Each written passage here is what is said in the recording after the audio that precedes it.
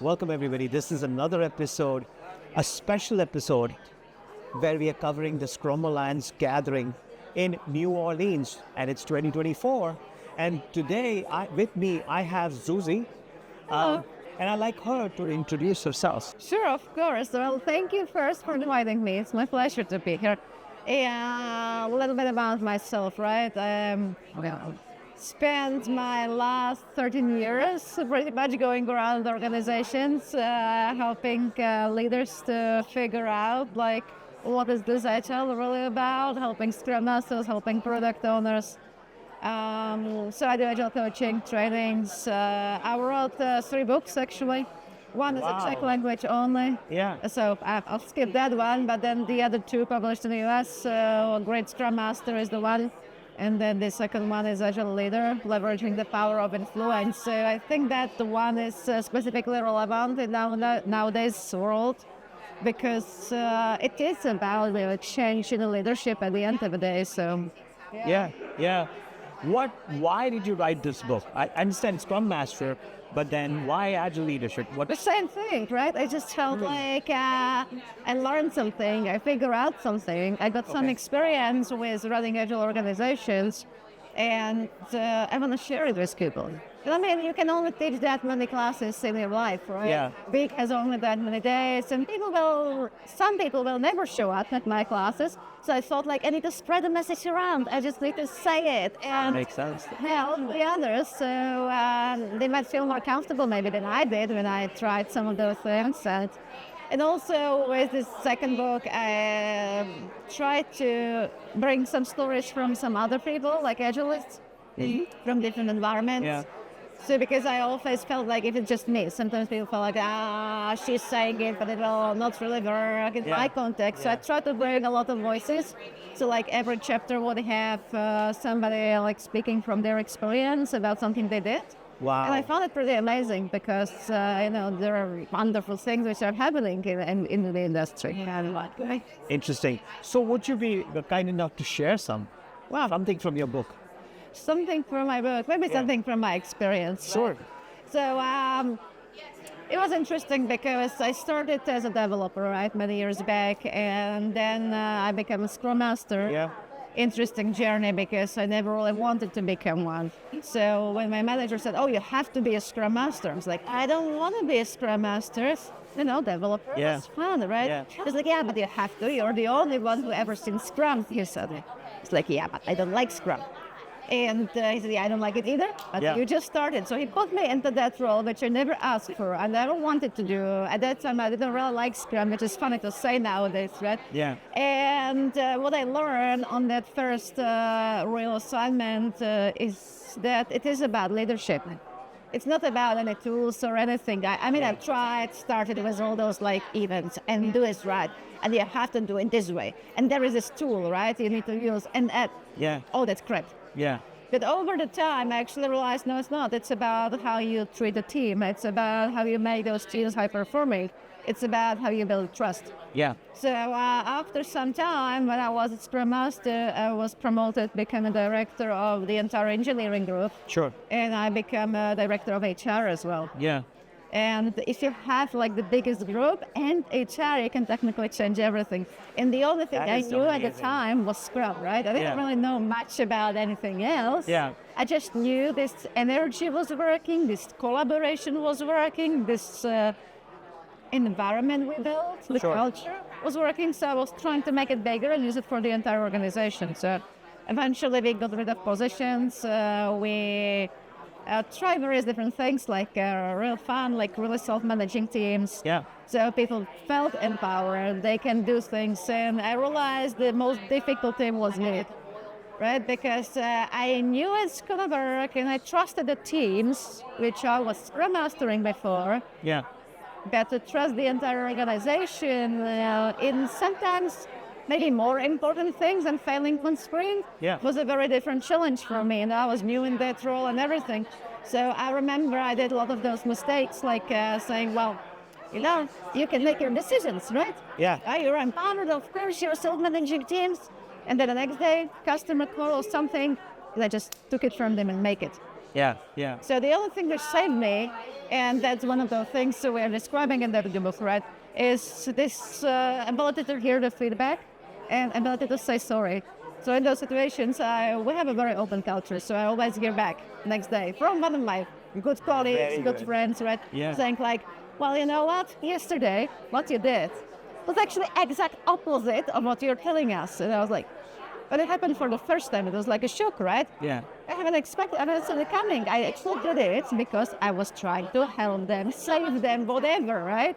Good intentions. Yeah. And honestly, I didn't know what to do. Then so I did all I could at that time, actually go back to those teams who were affected and actually even bigger space. And I said, I'm sorry, I made a mistake. And yes, so this is very important for me and it's very difficult for me. And yes, I'm on that journey with you. It's going to be different. It's going to be difficult. We make mistakes, but thank you for calling me out on that. And I think that was the one thing which saved me on that journey, to really be able to say, I'm sorry, I'm making mistakes. This was a bad decision. Yeah. I explained like why I did it, but I also apologize for that and say I'll try not to do it again. Yeah. Yeah, it was a difficult shift. So I think all of that actually helped us to make it working eventually. So Yeah. it was a lot of work, a lot of explaining things, but we make it work. And I really just do Scrum and Agile because of that energy, right? Yeah. So we were eventually able to make that energy and the company work. Yeah. And I really love it when people are like talking to each other and helping each other, and there is like no, issues with that, and they're all focused on. That's so great. Yeah. So what you're telling me is that good leadership needs to be also vulnerable. They need to show that they are also humans and they can also make mistakes. And when they do, say that, okay, we made a mistake. You need to sort of get rid of your ego. Yeah. Because in old times, how I see the old bosses, right, was like, I remember one of the person like that was in our company. I inherited one department from him, and he was like the real macho boss, like always right, and people were afraid to tell him things. Yeah. So that was my original idea, like how the managers looks like. Therefore, I never really wanted to become one because I was not like that, and I didn't really care about that. So I think this whole Agile Scrum movement helped me realize that there is a different way how you can do it.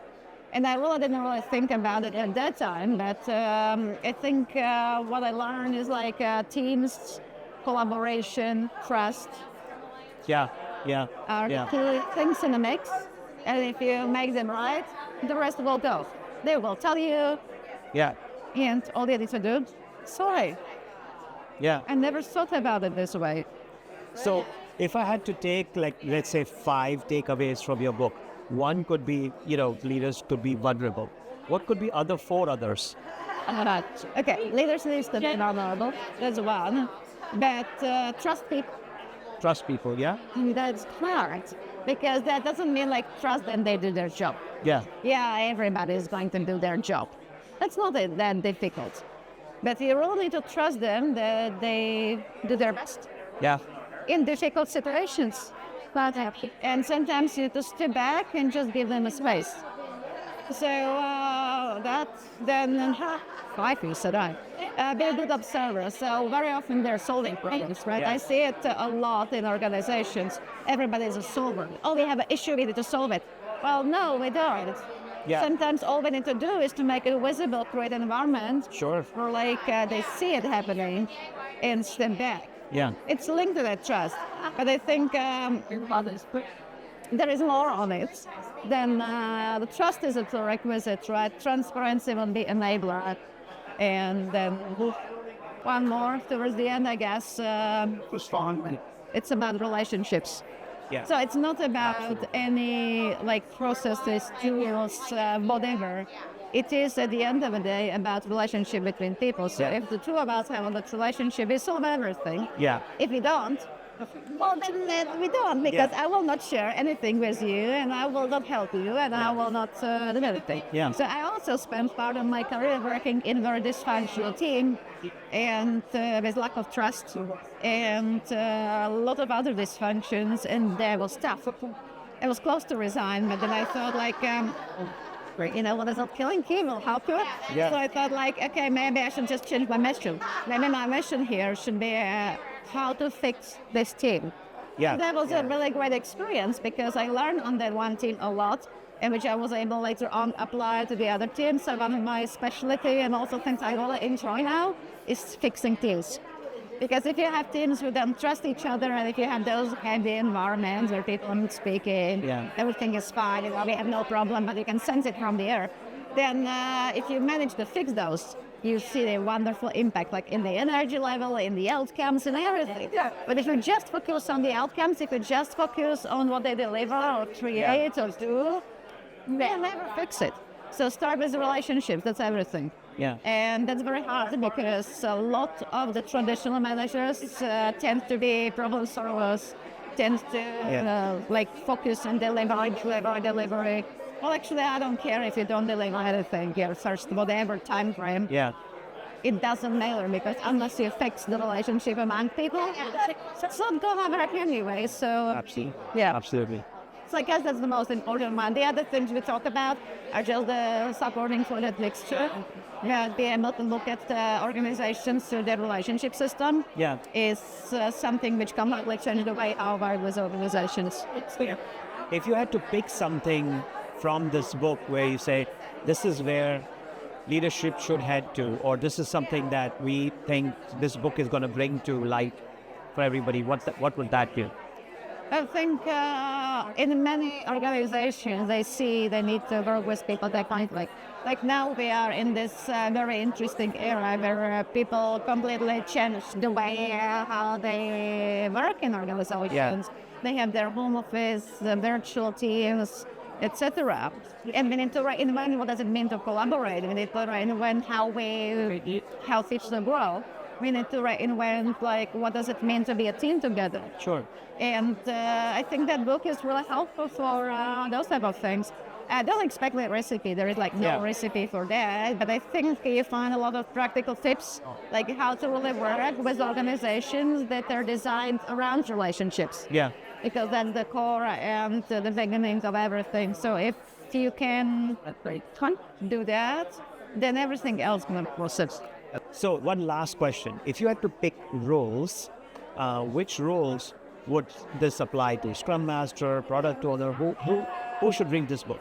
So I think we can start with Scrum Masters, right? They are on the blacklist right now for many organizations.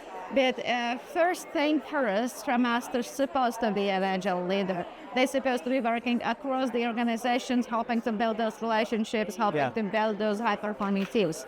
Now, many Scrum Masters were not doing it and not even taking it as their job. And that's part of the problem why they disappear from some organizations. Sure. So that's one role. Agile coach is the same thing, right? But product owners as well, because now I teach a lot of product owners and coach as well in organizations. And they have the same problem. How can we make these people work together? How can we help clients to be on the same boat with us? Yeah. So that's also, but a lot I work with some leaders from some departments or sites, CEOs, entrepreneurs. Okay. I work a lot with smaller organizations, some big ones, but a lot with small organizations. And that is really about the owners of the company. That's a lot about managers of the organization. Because at the end of the day, it starts there, right? If they allow it to happen, and if they look at each of the employee as a leader and help them to grow and take over responsibility and ownership, they eventually get a very strong culture and very strong organization. Sure. So one reason why I actually learned all that and why I got this opportunity was my manager. When I was still a developer, he was always offering us a new challenge. He was always saying, "Oh, how about if you try it? Why not do it, right?" Yeah. And I didn't really realize what he was doing. It was much later on that I actually realized a lot of things I am actually doing right now is coming through that experience and that background, because I was lucky enough I never really worked under some micromanaging bossy type of person. I was always working under somebody who was caring about relationship and telling us like, hey, the most important is you help each other. Yeah. I don't want you to think about it and figuring out yourself. I want you to help each other. And I think it started with me. So that's something which is important at the end of the day, right? Yeah. Because all of those companies need to grow their leadership. And even if you have like very flat organizational structure, you still have leaders, right? But you just don't leverage the power of positions and roles, etc. We just talk more about power of influence in their bubbles. They go pursue. Yeah, love that. Love what you just said. So basically, it's a book for anybody who wants to influence change in teams and organizations. Anyone who is ready to change the way how they work with people in a more collaborative way, more trustful way, I would say more agile way. Yeah. Seems to be having a different connotation. Yeah. So people-oriented way, I would say. Absolutely. Love that. Love that. Thank you so much. Thank you so much for sharing. I really And appreciate thank you for that. listening. And this is another fantastic edition of the Scrum gathering in New Orleans. And stay tuned because you're going to be learning from a lot of trainers, coaches, and everybody else who's got something to share. So stay tuned. Please like and subscribe to my channel. I'll see you next time. Bye.